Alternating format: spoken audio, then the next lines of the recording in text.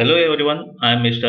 Sunil Kumar from the Department of Mechanical Engineering, AJ Institute of Engineering and Technology, Mangalore. I am teaching you the course Finite Element Analysis as per the video syllabus. The course code is 17ME61. Until now, we have completed 4 modules and we were dealing with the contents of module 5. In this regard, with module 5, I have shared 2 videos until now, and this is the third video. We have studied the basics of analysis of axisymmetric elements, and we have dealt with the shape function of axisymmetric triangular element and also stiffness matrix on axisymmetric elements. In this class, we shall study about a numerical problem on axisymmetric analysis. What type of question may arise and how the solution should be done. We will deal with step by step. Then in the further class, we shall go to the dynamic analysis. Once again, I am Professor Sunil Kumar, working as Assistant Professor in the Department of Mechanical Engineering at the esteemed AJ Institute of Engineering and Technology, Mangalore. As I told you, the module 5 contains axisymmetric solid elements, which we have dealt with already, derivation of stiffness matrix of axisymmetric bodies with triangular elements, which we have dealt, numerical solution of triangular elements subjected to forces. The example of axisymmetric elements may be considered as pressure vessels. The other part of the syllabus is dynamic considerations, formulation of point mass and distributed mass.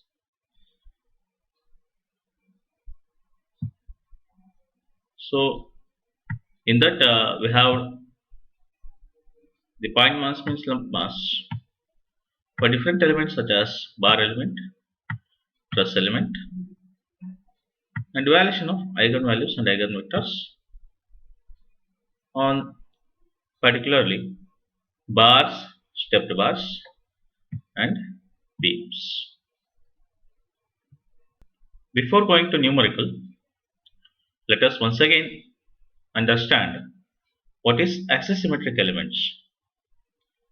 Some structures such as cylindrical structures used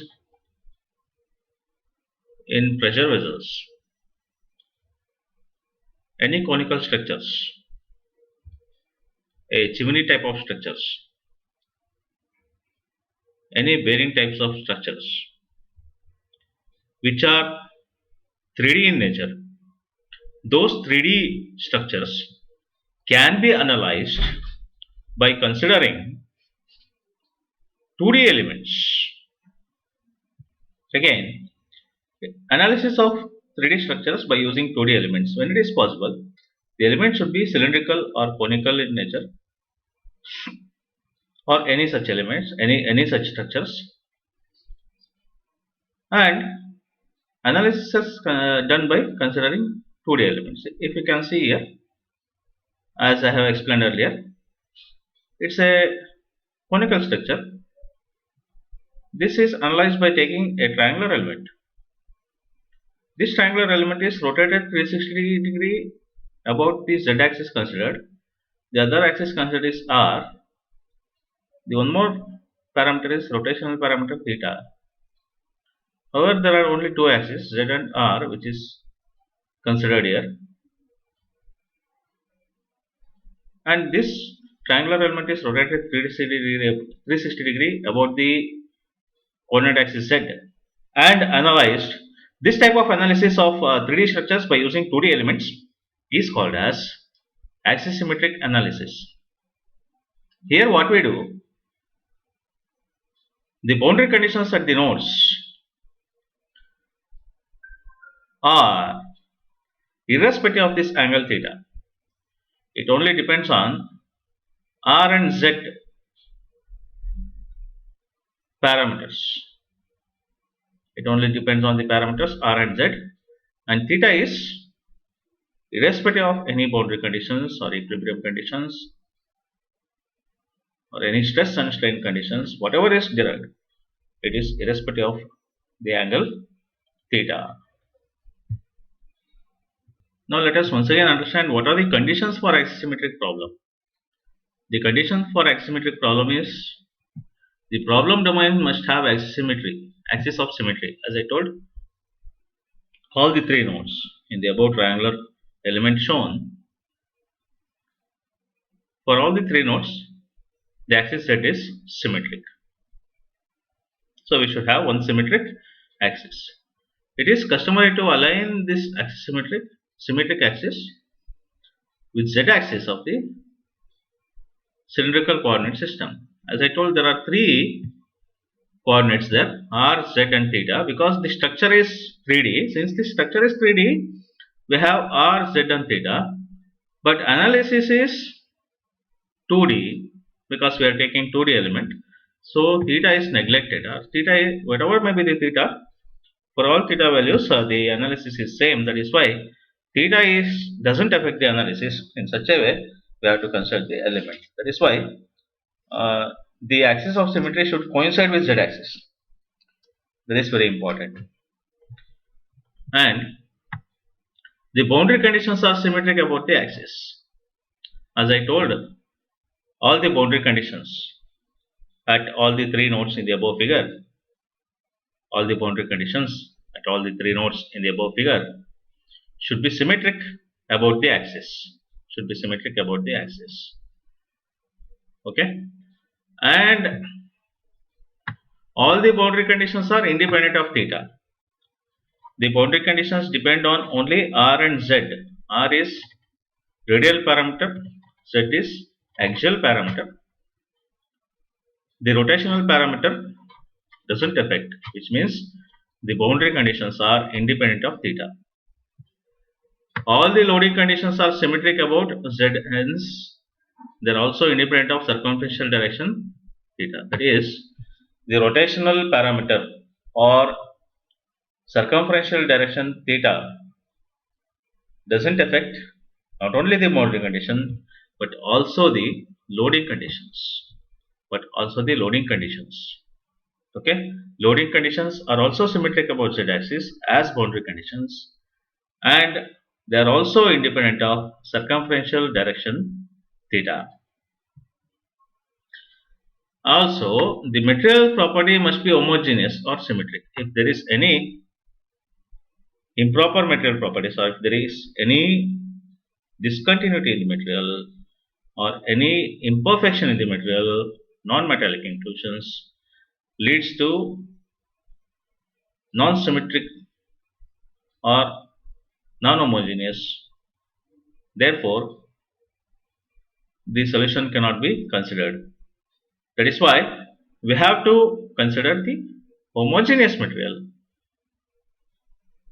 and this is satisfied for all isotropic materials.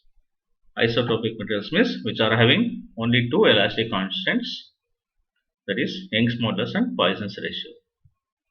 Whatever the solution we get, stress, displacement and and strain or reaction force or traction force, whatever it is, whatever the solution we get, all the solutions are independent of the rotational parameter theta, or they are independent of the circumferential direction theta. So all the solutions are dependent on only r and z parameters. So if we consider any axisymmetric triangular element for any 3D structure having 3 nodes, this is an example. The element can be rectangular or whatever, but always a triangular element is preferred, which is usually taken for uh, any conical type or cylindrical type of structures. So if I take triangular element with node 1, node 2 and node 3, at node 1 only R1 and Z1 are the parameters considered for boundary conditions, loading conditions and all the solution conditions. At node 2 it is R2 and Z2, at node 3 it is R3 and Z3, where Z is the symmetric axis, R is the radial axis. The displacements are U1, W1, U2, W2 and U3, W3 in R and Z directions respectively at node 1, node 2, node 3. Now let us move on to the numerical on axisymmetric triangular element. Now we have one problem here. This problem is a triangular element. It is not a simple triangular element, it is axisymmetric triangular element. The problem goes like this. For the element of an axisymmetric body rotating with constant angular velocity, omega is equal to 1000 revolutions per minute.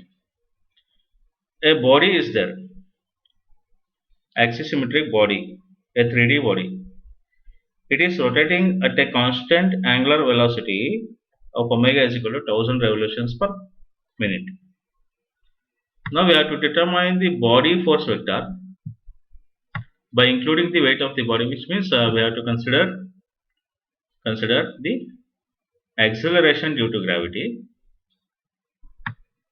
The density of the body is given, it is 7850 kg per meter cube. Okay, this is the density of the body given, and body is also mentioned here. Body is also mentioned here.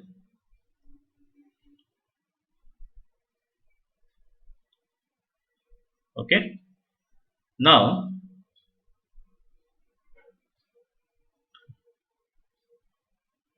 there should be this a 2D element of a 3D structure which is rotating. This particular problem is asked in previous 2 question papers.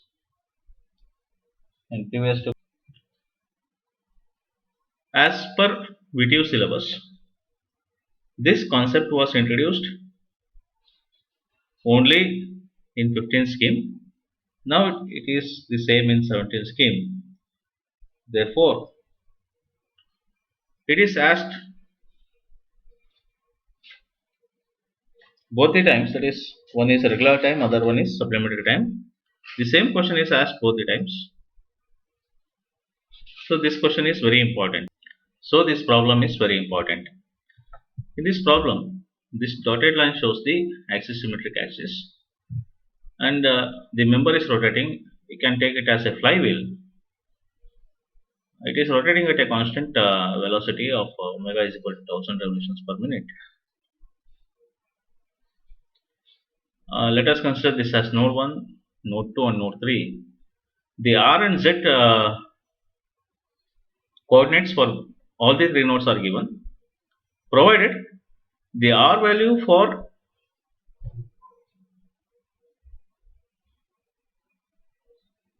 the centroid of that point is also given. The R value for centroid of that point is also given. Okay, now that R value for centroid is 0.060 meters. Since omega is given in, rho is given in meter cube, I will take all the coordinate values in meters now. They are given actually in millimeters. There it cannot be 50 meters, 75 meters like that. Okay, it will be very huge. So we should think it is given in millimeters. Okay. Now R is 0.060 meters. R1 is 0.050. Similarly, Z1 is 0.050. R2 is 0.075 millimeters. Z2 is 0.05 millimeters. R3 is 0.05 millimeters. Z3 is 0.075 millimeters. Now R is given, that is very important. If R is not given, we have to calculate R. If R is not given, the centroidal distance of the element with respect to the axis symmetric axis considered, if that is not given, we have to consider, we have to calculate it. We have to calculate it. Okay. So R is given, that is very important. If R is not given, what we have to do, I will tell you now. If R is not given, then it can be found by this isoparametric formulation. The equation which I have highlighted is a isoparametric formulation equation for R. The centroidal R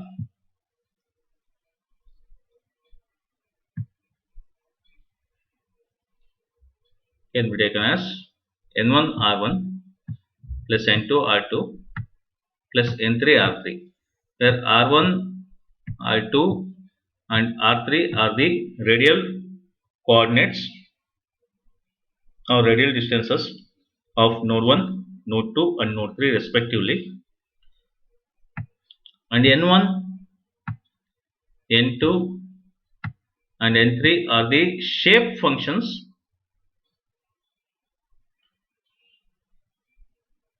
of that element.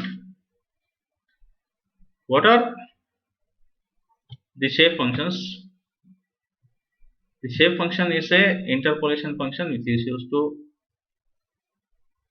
find displacement parameter anywhere over the element by knowing the nodal displacements. So that shape function N1 is given by alpha 1 plus beta 1 R plus gamma 1 Z by 2a. Okay, alpha 1 plus beta 1 R plus gamma 1 Z by 2a, where alpha 1 is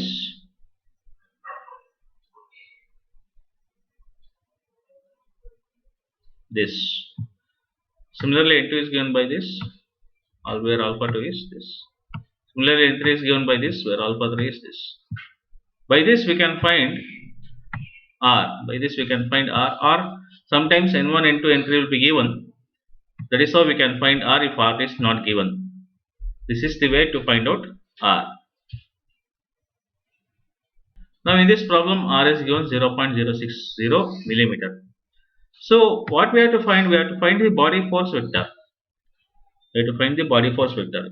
Note down this equation. So there is no much concept available about axisymmetric analysis, but anyhow you have to note down this equation very carefully, because you see in module 5 the variation of questions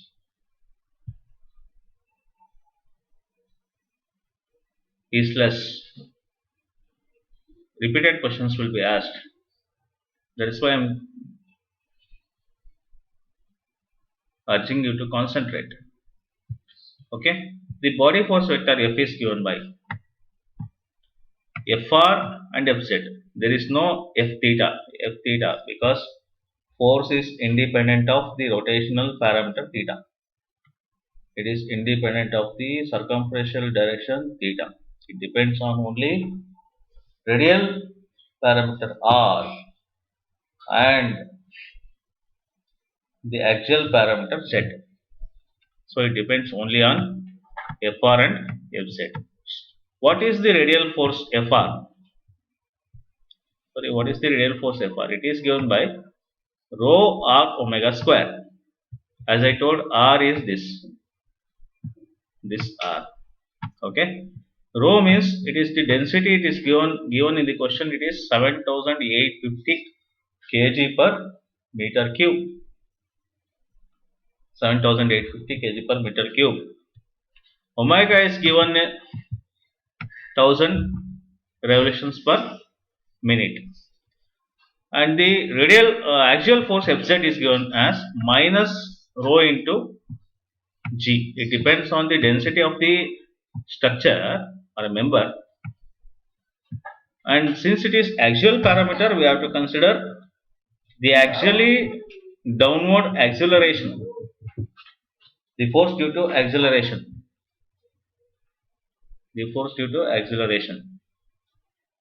okay.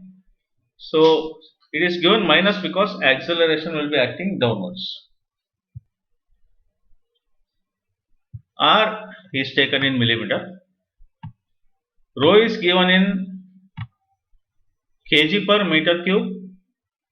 It can be converted into, okay, let us take in kg per meter cube itself.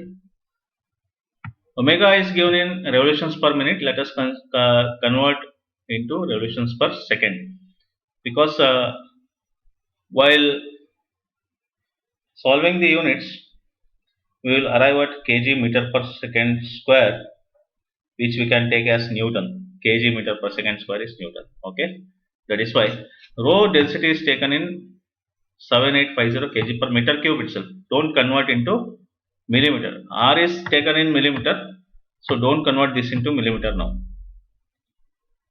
Okay. Omega is taken as 1000 revolutions per minute. It is 16.66 revolutions per second. G is taken in 9.81 meter per second square. It should be taken in meter per second square only. Don't convert into millimeter per second square. Okay. Now after substitution, I substituted rho r omega square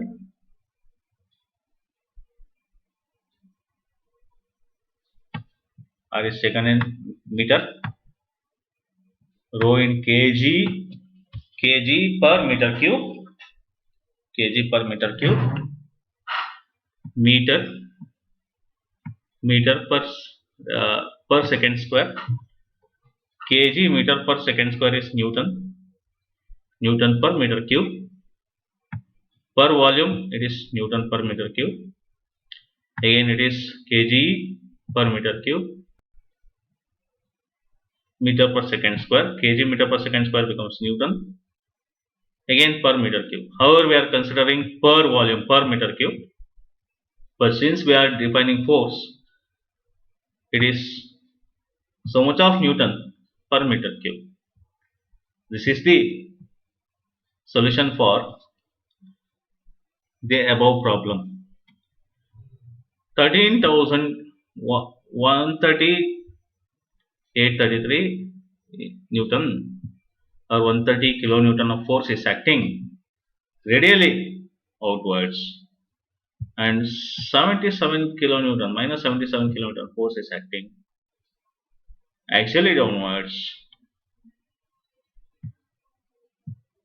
This is the expression for force vector. This is the result for forces. There are only two forces, Fr and Fz. There is no F theta.